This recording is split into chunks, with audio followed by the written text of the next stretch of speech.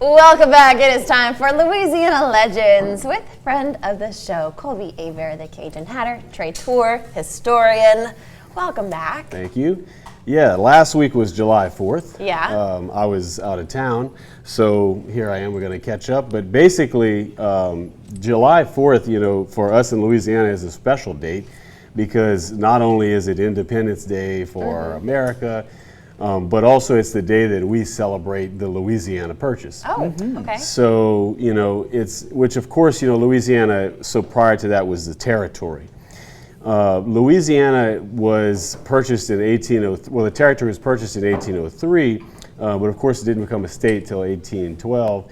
And, you know, at that time they were celebrating the purchase of Louisiana in on July 4th, like in New Orleans and places like that. So technically the state of Louisiana was actually celebrating July 4th, even before the whole rest of the nation did, because Independence Day didn't really become a thing until, I guess, I think it was about the second half of the 19th century. Oh, wow.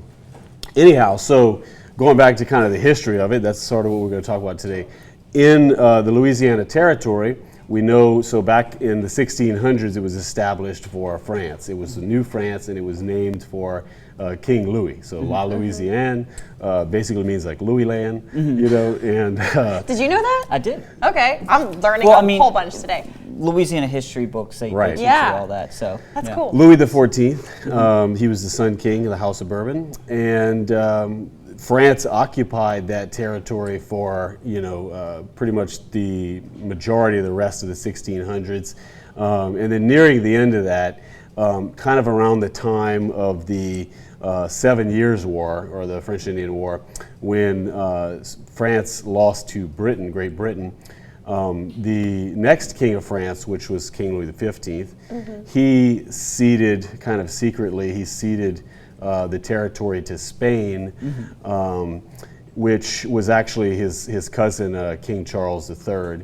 So he ceded the territory to his cousin, and then Spain took over. And this was kind of speculated because essentially they might have thought, you know, well, Britain may take this territory over from Spain, and I mean from France, you know, after the war. So they went ahead and took over, and Spain, you know, had this period of time kind of in the late 1600s, kind of just into the early, 1700s and into the early 1800s, where they were able to establish, you know, their own culture. And, you know, we know that there were, with the Great Fires, for example, that took place in New Orleans. After that, you know, a lot of the rebuilding and what we know as the French Quarter was what we see now as Spanish, you know, it's Spanish architecture. It's not actually French architecture because all the old French buildings burned down except for like 3 of them. Right. And that's why it's such a Caribbean influence area.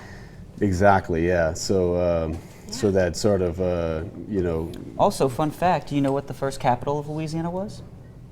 No. Mobile, Alabama. The Mobile Territory. Really? Of the Louisiana Territory. Of the territory. Of course, not the state. Not the state. But So, Well, we're going to keep talking about this. We're out of time. That's going to come up in our next half hour. So stay with us. We'll be right back after this. Welcome back. Okay, part 2 of the Louisiana Purchase. So we left off with kind of Adam's fun fact about Mobile being that was the first capital of the Louisiana Territory, and then it moved to Biloxi, and then it moved to New Orleans. Okay. right, fortunately, yes. Just in time for state aid. Right. So where we left off, we were just talking about Spain had, you know, occupied the Louisiana Territory for some time. And then, you know, kind of moving forward into the future, we have, as far as France is concerned, the Republic era, which is Napoleon. So Napoleon, you know, powerful, he's trying to get territories everywhere. And at the time, he was really wanting to look at reacquiring the territory back from Spain to France. It was part of a larger idea for him of you know, just expansion of France in the colonial, you know, in the New World.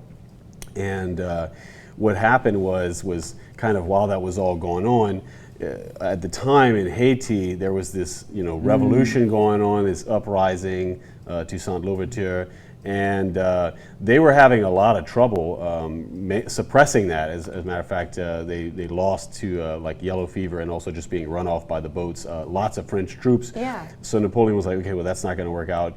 And then, also same thing kind of up in Canada. You had the British that were still occupying those French territories, and it was inevitable, really, also that they were probably going to go to war with Great Britain soon. So Napoleon kind of, this is not starting to look so good. It's not going to be really useful for us to have this territory, especially without, Haiti. So that was when Thomas Jefferson stepped in, and he's like, this is perfect timing for us. This is exactly what we need. He was looking for an opportunity. Acquiring the Louisiana territory was actually a big part of a larger plan that he had. So, he sent Robert Livingston and James Monroe over to Paris to kind of start to negotiate the deal.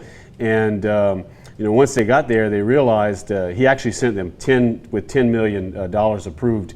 He really just wanted them to go ahead and try to get the New Orleans territory and some of the West Florida territories. Okay. Mainly because it was all about controlling the Mississippi River Delta, the Mississippi River port. But what happened is, and he was prepared to pay that much, and even if not, maybe just New Orleans. Well, what happened was they got there, and Napoleon's trying to get rid of this, and he goes, well, how about the whole territory for $15 million? And so they immediately agreed. I think it was, April 30th, they signed that treaty and the agreement in Paris, and then it reached back the U.S. and was officially announced on July 4th. So that's kind of how we got that date.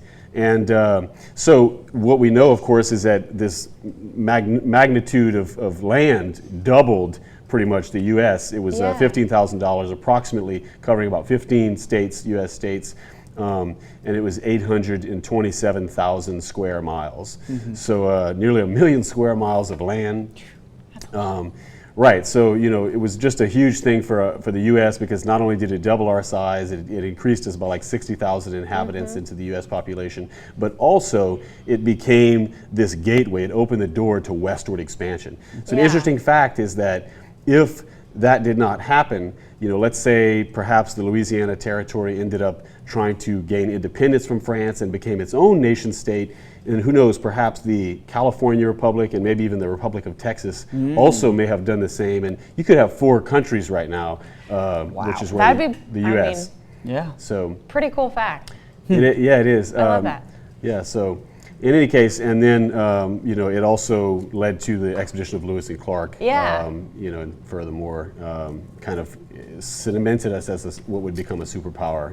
Formidable among the rest of the nation states. I love learning. We always learn something fascinating whenever you're here, Colby. So thank you so much for sharing your knowledge.